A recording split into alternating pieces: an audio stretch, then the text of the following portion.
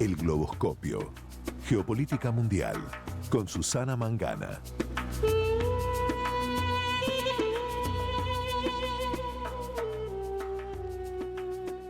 Bueno, muy bien, vamos a estar conversando sobre uno de los problemas más complejos y multifactoriales que aquejan al continente europeo. Y vamos a tratar de comprender mejor las noticias que siempre nos llegan sueltas, que eso nos ayuda mucho siempre, Susana. En los meses de verano, en Europa, aumentan muchísimo los flujos de migrantes ilegales en el Mediterráneo. El viaje de esos migrantes es un horror, es un horror imposible de describir, es una trampa mortal y los países que tienen fronteras calientes, o sea, que tienden a recibir a ese flujo migratorio, van reaccionando distinto ante la situación. Es un tema bien complejo, impacta en lo humano, en lo social, en lo económico. Sí. La opinión pública se mueve mucho en los países europeos con este tema. Y vamos a profundizar sobre lo que está pasando en este asunto y vamos a entender de qué se habla cuando escuchamos eso de la externalización de las fronteras. Y para eso estamos con la genial Susana Mangana. Bienvenida, Susana, ¿cómo estás? ¿Qué tal? Muy buenas tardes para vosotros, Raúl. Ya veo que estás abrigado, intuyo que debe estar haciendo fresquito, ¿eh? Hoy estás más abrigadito que la semana pasada.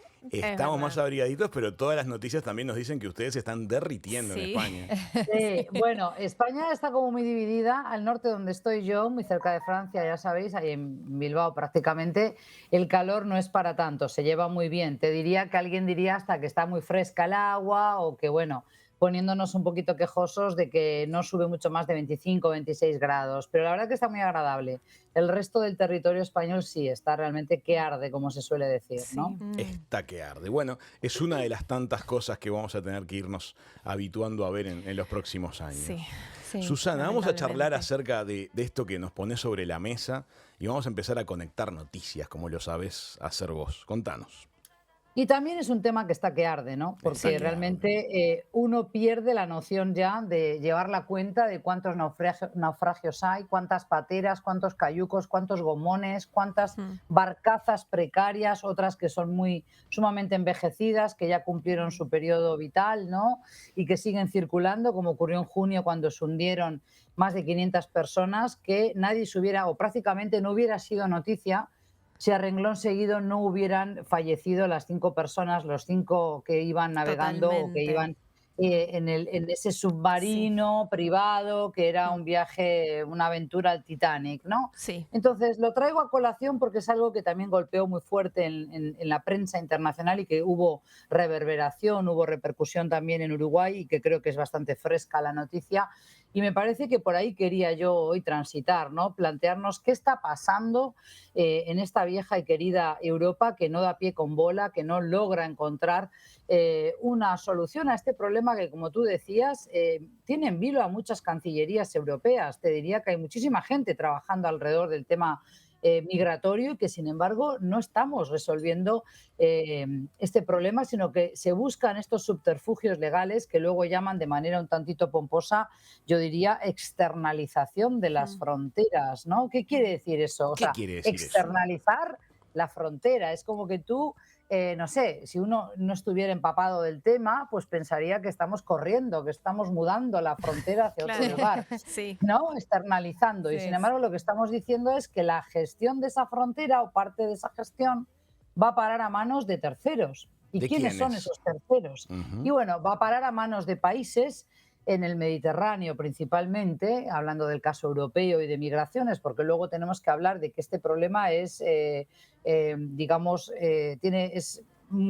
como tú decías, causal, pero también tiene múltiples cabezas y formas y va mutando. Tenemos también el problema de los flujos migratorios en el Triángulo de Centroamérica, diríamos, o lo que tiene que ver con toda la llegada de inmigrantes, sobre todo hispanos, hacia Estados Unidos. Y eso también es algo que me parece importante ligar las dos puntas de la temática. Pero concretamente, aquí donde me encuentro en Europa, se mira mucho hacia ese Mediterráneo que aparece en pantalla y, claro, se externalizan las fronteras de Italia o de España o de Francia hacia países que luego se nos quiere vender como países seguros y de eso nada. Es tristísimo lo que voy a tener que contar, pero hay que hacerlo. Y es que se habla de negociaciones muy espurias con, por ejemplo, Libia, con Argelia, con Túnez, con, por ejemplo, también Marruecos, por supuesto, y, como no, con Turquía, que a su vez firman estos acuerdos que suelen ser muy beneficiosos para la otra parte, es decir, para estos países, que supuestamente después reciben apoyo, reciben también dinero vía formación, capacitación de gendarmería, etcétera, para disuadir, para controlar los flujos migratorios, algo que, como vemos, no ocurre. Es decir, se convierte en una bomba de relojería, se convierte en una baraja, en moneda de cambio, si se quiere, o en una carta que utilizan muy inteligentemente o estratégicamente todos estos países para presionar a Europa, a distintos países europeos, pero principalmente a Bruselas, para conseguir algo a cambio. Es decir, yo te cierro la frontera, impido que te lleguen más inmigrantes molestos para ti, vieja Europa, pero tú a cambio me tienes que garantizar, y ahí viene la lista de la compra, ¿no? Otra que la carta a los Reyes Magos en cualquier momento del año. Susana, déjame entender y hacerte alguna pregunta respecto de esto. En la transmisión de YouTube y de Twitch estamos viendo en este momento un mapa que muestra los países de la región norte de África, y arriba está el continente europeo. Entonces, este concepto es que los países desde los cuales sale el grueso de ese flujo de migrantes, como que hacen una especie de chantaje a algunos gobiernos europeos en cuanto a lo que decís tú. Dame barcos para patrullar la costa, dame dinero para armar a mi policía, para que no deje yo que mi gente se vaya hacia tu lado. Claro. Y eso No empieza, solo mi gente. se empieza Fíjate, a corromper. sí, O gente que pasa por ahí. exacto.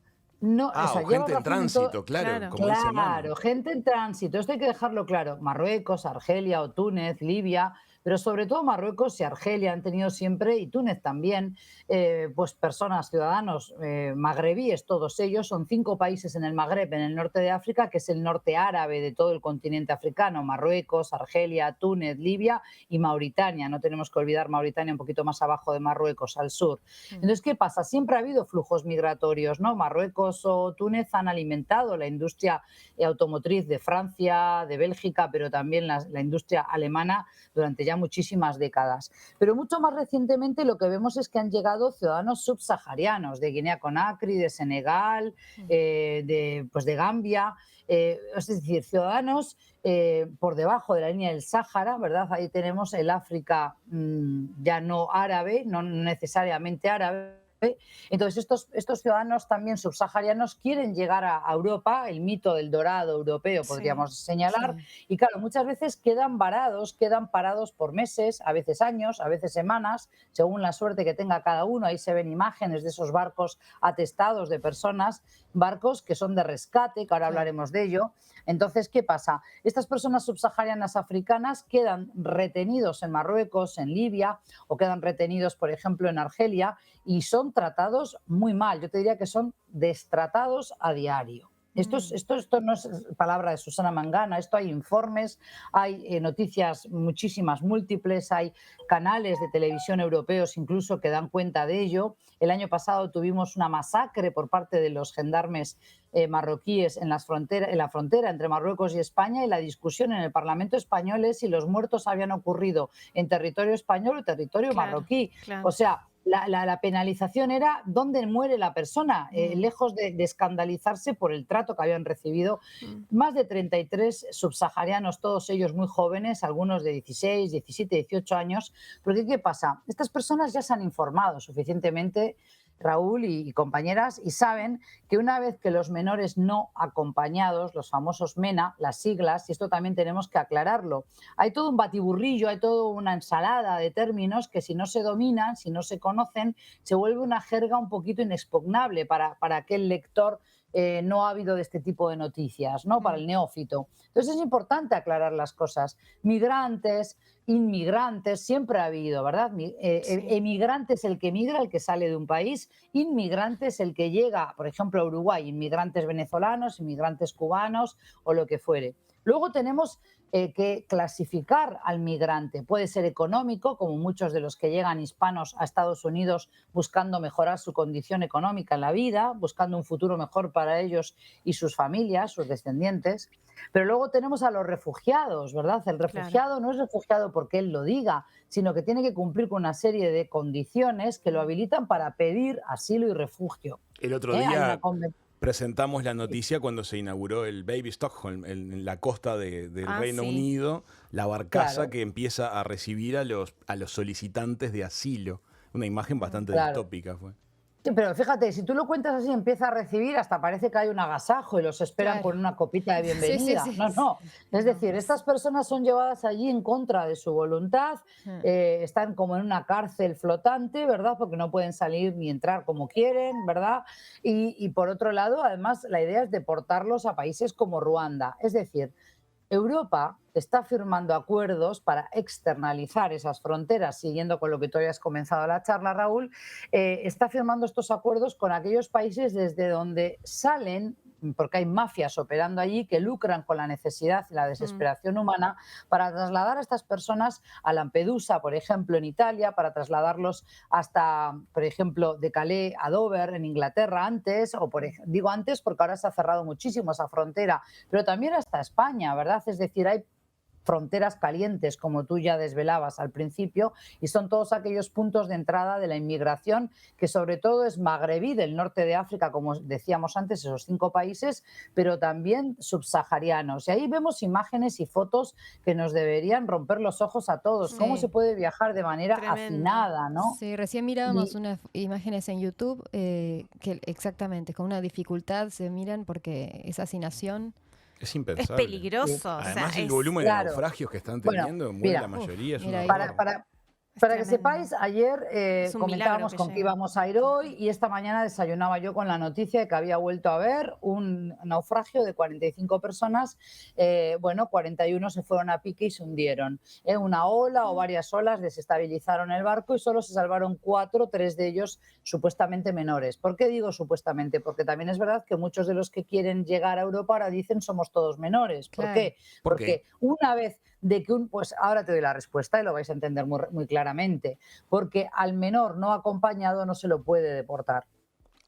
Entonces, esa es la sigla MENA. MENA, el menor no acompañado, de acuerdo a la legislación europea, no puede ser deportado. Hay que primero averiguar, hay que intentar saber su identidad. Muchas veces viajan sin papeles o lo tiran al fondo del mar cuando están viajando, pero hay que darse cuenta de que esto supone todo un reto para los países que los reciben. Por eso es que luego tenemos a una Italia que ha tenido, pues desde el Ministerio de Interior estaba ocupado por Salvini en su momento, ahora tenemos una primer ministro como Giorgia Meloni muy reacia a seguir recibiendo migrantes, que ha tenido que ir ajustando su discurso, su speech, porque se da cuenta que, claro, no es solo cerrar a cal y canto la frontera italiana y decir aquí no entra nadie, porque se necesita mano de obra. Eso también es lo que está pasando en Europa. Así como en Estados Unidos se necesita mano de obra no calificada muchas veces para trabajar en el campo, para ser horticultores o para ser recolectores, yo qué sé, de frutas temporeros, ¿no? Pues aquí también en Europa lo necesitamos, en Francia, o para la vendimia en España, o para la recogida de frutilla, de fresa, lo que fuere, la patata, papa. Entonces, ¿qué pasa? Los temporeros son necesarios. Entonces, Europa necesita de esa mano de obra. Pero claro, si se descontrola, es cierto que después no es fácil gestionar estos flujos migratorios. Pero yo venía hablando de la diferente clasificación. Una cosa es el migrante económico, otra cosa es el refugiado que ha tenido que huir de su país por razones de fuerza mayor, persecución política, persecución religiosa, persecución también por cuestiones de opción o de diversidad sexual, como le solemos decir, ¿no? Orientación sexual de la persona, o también porque hay una guerra, como es el caso de Siria o Afganistán, y se marchan y piden asilo y refugio. Eso les asisten. El país que recibe y otorga ese refugio luego tiene obligaciones contraídas con la legislación y el derecho internacional de cara a esas personas. Pero luego, claro, hay toda una serie de personas que van cambiando su estatus, ¿no? Una vez que están dentro de los países. Por eso, una vez que llegan a Europa, todos se sienten como aliviados porque han pasado la peor parte, creen ellos, cuando en realidad ahí empieza otra parte del viaje, que es ¿Dónde me quedo? ¿Cómo hago para sobrevivir un día más? ¿Cómo me hago con los famosos? Uy, Uy, se cortó. por un instante se nos quedó sin audio Susana. A ver, bueno, no No hay sé. problema, pero estaba pensando que, fíjate que al accionar de gobiernos en el Que norte... son los famosos Ahí va. senegaleses. Ahí está, Susana, ahí volvió. durante un momento se te cortó el audio.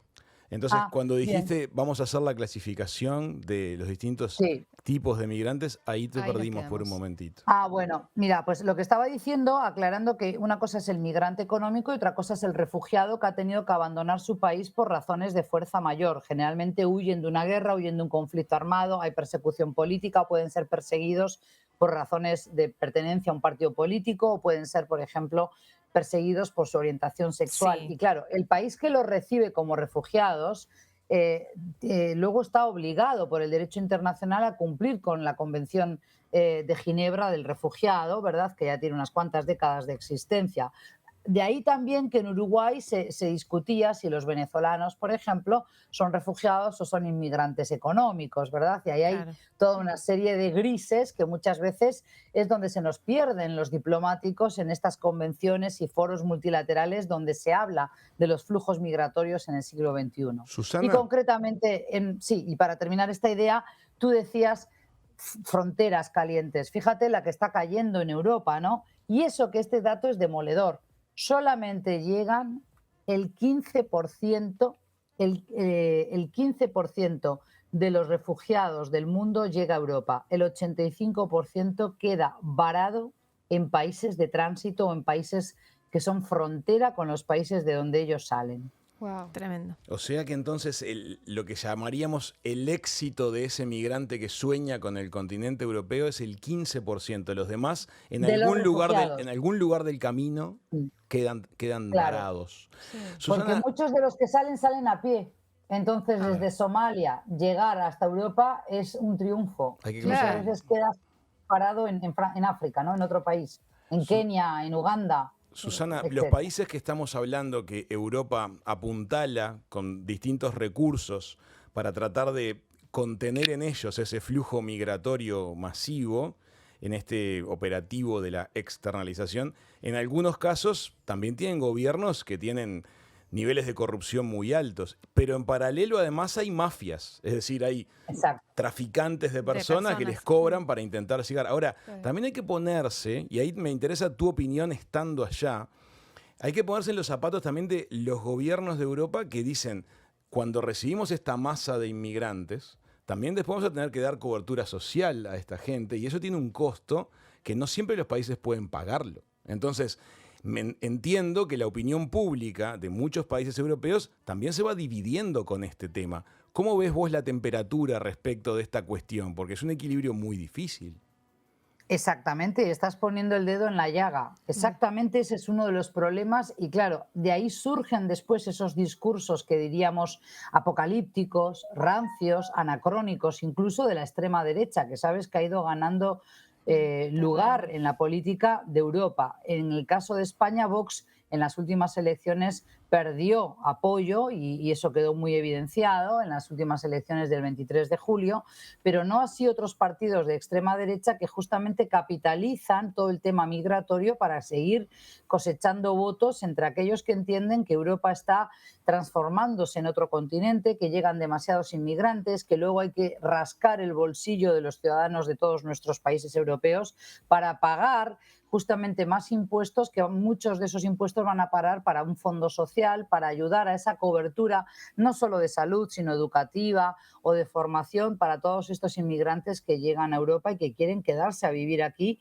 en principio por la posibilidad económica de mejorar su estatus económico, su condición de vida, pero que después también uno va conociendo los casos donde ves que hay otras libertades y que ellos van aprendiendo a vivir en esa libertad, a expresarse con otra libertad de expresión y de opinión, que también valoran mucho porque lo comparan con sus países.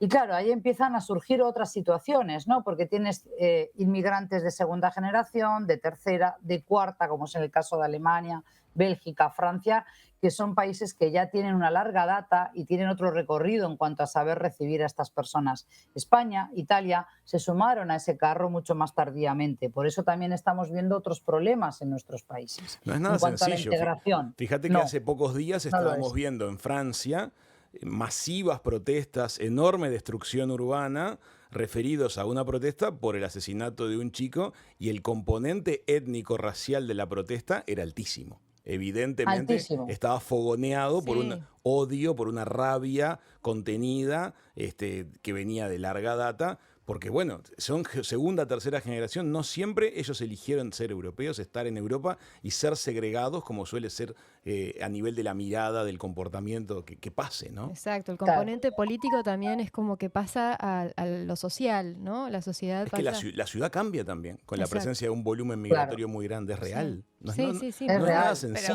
el problema. Pero no siempre cambia para mal. No siempre, pero en algunos aspectos No. sí. Entonces Pero- hay votantes que te van a decir, a mí esto no me gusta. Otros te van a decir, sí, Claro. bienvenidos todos. Y ahí Claro. tenés las elecciones Ahí- ahora en ahí España está el divididas derecho- en dos. El derecho a la ciudad de las minorías, ¿no? Que es algo que yo estudio, por ejemplo, también para mi tesis doctoral, Raúl, ver, por ¿cómo es ejemplo. eso? Claro, tú como arquitecto lo vas a entender rápidamente, ¿eh? A ver, por ejemplo, las mezquitas, ¿no? Y lo que son los minaretes y el ruido que surge de los minaretes. Hay ciudadanos en Suiza que te van a decir, no, queremos prohibir los minaretes, algo que ya ha ocurrido. Pero alguien puede decir, bueno, ¿y por qué no prohíbes un campanario de una iglesia? Entiendo ¿no? el problema, está Entonces, claro. después Sí, empieza sí. la discusión de, bueno, pero ¿quién estaba aquí antes? ¿Quién tiene más derecho que el otro? Claro. Y luego empiezan no, pero no queremos ciudadanos de segunda categoría, y todo esto va desarrollando una serie de debates parlamentarios, muchas veces que se nos pierden los políticos por vericuetos. Pero luego está todo el tema del derecho a la ciudad.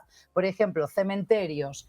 El cementerio público de un país tiene que habilitar parcelas para el entierro, por ejemplo, según rituales religiosos ¿Te das X, cuenta? Claro. o tienen otro tipo de derechos aquellos que vienen de religiones de notorio arraigo, como sería, por ejemplo, la Iglesia cristiana en sus distintas denominaciones, la católica, la protestante, con todas sus iglesias, ¿no? Entonces, todo esto es algo real que se debate en Europa, por eso yo estoy haciendo esa tesis sobre cómo gestionar la diversidad religiosa en sociedades democráticas, seculares, es decir, laicas y modernas, porque claro, si partimos del concepto de que tiene que haber iguales derechos para todos, pues entonces todos van a venir a reclamar su espacio, ¿se entiende? Claro. Y todo Sí, esto sí. plantea este problema. Por eso, hablar de la inmigración tiene muchísimas facetas, pero no podemos perder de vista lo que yo comentaba antes, ¿no? Y es que anoche murieron 41 personas ahogadas, pero es que todas las semanas en verano hay naufragios, porque además esas mafias operan de manera muy indigna, muy poco humana, podríamos muy inhumana, por decirlo así.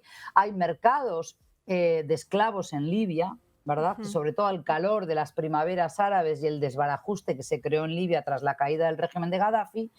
A partir del 2011, hace ya más de una década, pues se generó todo ese mercado de esclavos, hombres y mujeres jóvenes de África, que son vendidos por 300 euros, que son vendidos por 150 si son mujeres. ¿Escucharon Tremendo, eso? sí, sí, sí. Mercados Susana, de esclavos. Susana, Sí. nos quedan unos minutos todavía. Me interesaría poner la lupa sobre un tema.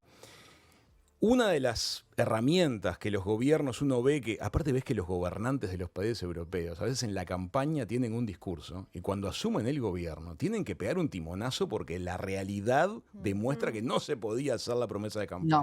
No. Pero al margen de eso, entiendo y corregime o dame tu punto de vista. Por un lado está esta política de externalizar la frontera y ponérsela difícil a ese migrante apuntalando al gobierno de turno del país que me hace de borde. Ahora Sí. bien, también hay otras iniciativas, te lo pregunto porque hace pocas semanas en la cumbre de Bruselas Uruguay fue beneficiada con una de esas firmas del asunto del proyecto del programa Getaway para tratar de que se desarrollen inversiones europeas en los países desde los cuales nacen los flujos migratorios. Es decir, mejoremos la economía de estos países para que menos gente se quiera ir. Eso, ¿qué volumen de realismo, de aplicación práctica tiene en tu mirada?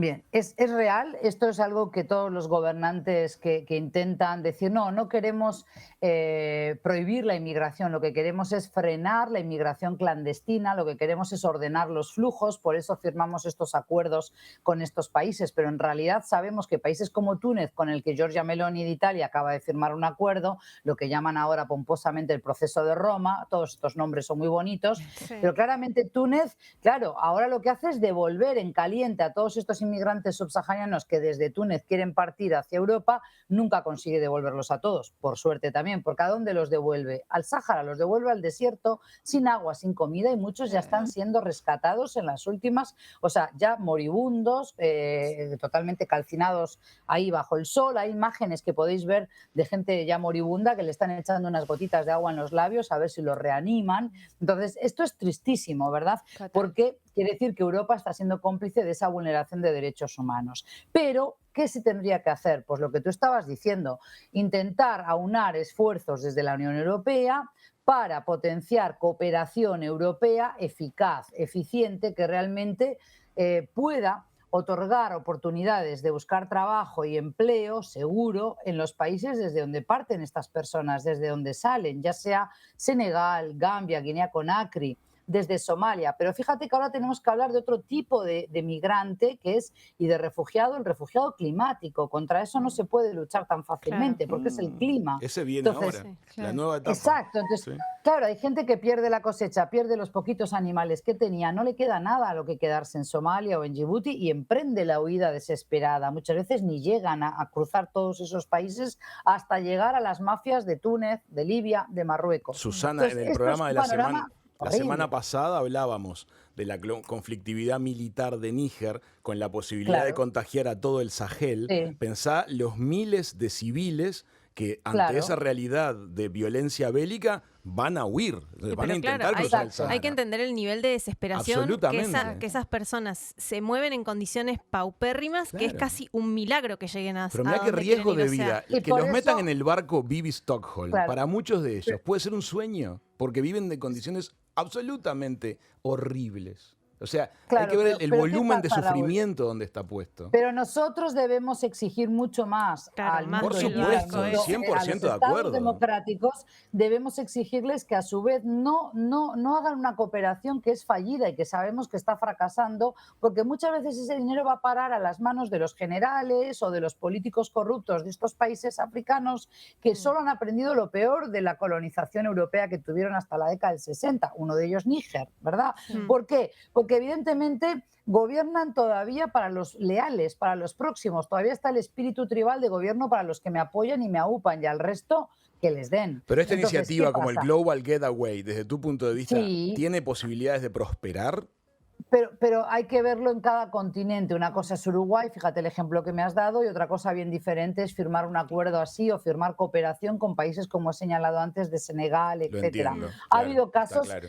donde ha prosperado mejor, donde ha funcionado, pero todavía hay un largo camino por recorrer. Y también las agendas de cooperación tienen que tener en cuenta la idiosincrasia, la cultura de estos pueblos, y ahí es donde yo insisto mucho. No es esto funcionó en Suecia, lo vamos a llevar a Ghana. No, no funciona igual. Está claro. Un uruguayo no cena a las 6 de la tarde, punto pelota. O sea, no me abras restaurantes que den cena a las 6 de la tarde, porque los uruguayos masivamente no te van a cenar a las 6 de la tarde. Estoy poniendo un ejemplo muy Se tonto, muy entiende, básico para que la se gente me entiende. entienda, Su- ¿verdad? su- Pero espera, un tema que no quería dejar de mencionar. Dale. Tú decías externalización de fronteras, te tiro otra, la criminalización de la solidaridad, que a mí me preocupa mucho esto. A Tú ver. sabes que mi trabajo siempre ha sido más bien de voluntariado, Sí. acompañando a refugiados, pero yo veo también que hay esfuerzo muy loable de parte de sociedad civil en todos los países europeos, pero me voy a centrar en dos ejemplos que podéis encontrar en Google. El Open Arms de Òscar Camps, un catalán que lanzó este barco de rescate, de salvataje marítimo en el Mediterráneo, Òscar Camps, pero también el Aita Mari, ¿no?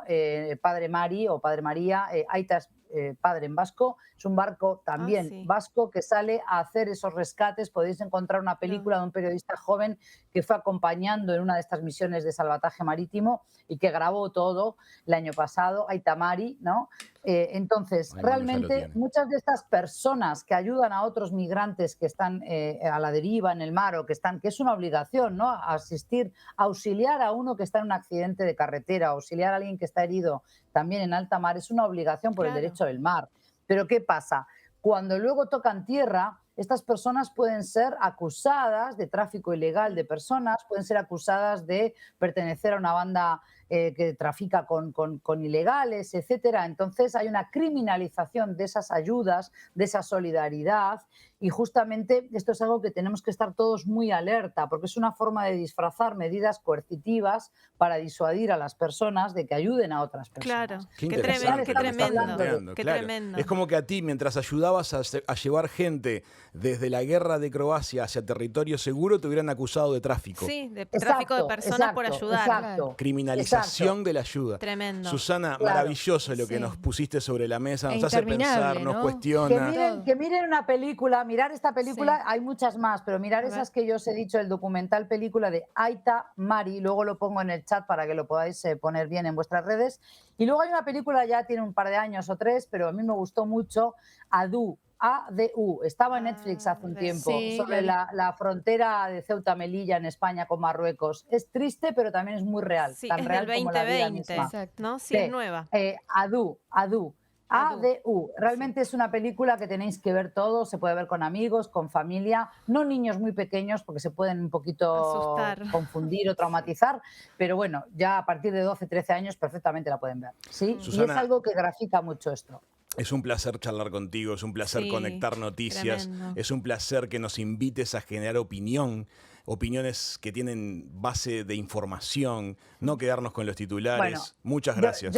Muchísimas No, a gracias. vosotros yo os voy a decir una frase que no es mía, ojalá hubiera sido mía, pero fue de una mujer activista, ella israelí, ella también judía, porque podía ser israelí y tener otra religión, por eso lo aclaro.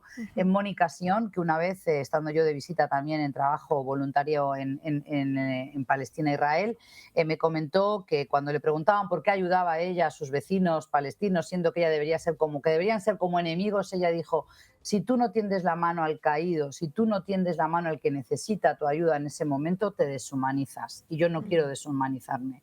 Y por eso siempre traigo a colación este tema de los refugiados, de los migrantes, de personas que se hunden en el Mediterráneo como se hundió el niño Ailán. ¿Se acuerdan de ese niñito de 2 años? Terrible. Un refugiado sirio kurdo. Sí, Bueno, sí. hay muchos Ailán en el fondo del mar, ¿sí? Y entonces, si no ayudamos al necesitado, nos convertimos en, no quiero insultar a los animales, porque yo creo que no necesitan ese insulto de nuestra parte, pero desde luego perdemos esa cuota, esa chispa de humanidad que nos Compasiva. caracteriza. Y es algo que, claro, es algo que creo que no debemos hacer y que debemos revelarnos. Totalmente. Susana, muchísimas gracias. Estamos en la misma campaña que vos. Así que muchísimas gracias por tu contacto de hoy, que además nos emocionó. Gracias a Un placer. vosotros. Muy Un bien. Hasta la abrazo. semana que viene. Hasta Chao, la chao. semana que Gracias, viene. hasta luego. Seguimos con más, Gracias. amigos.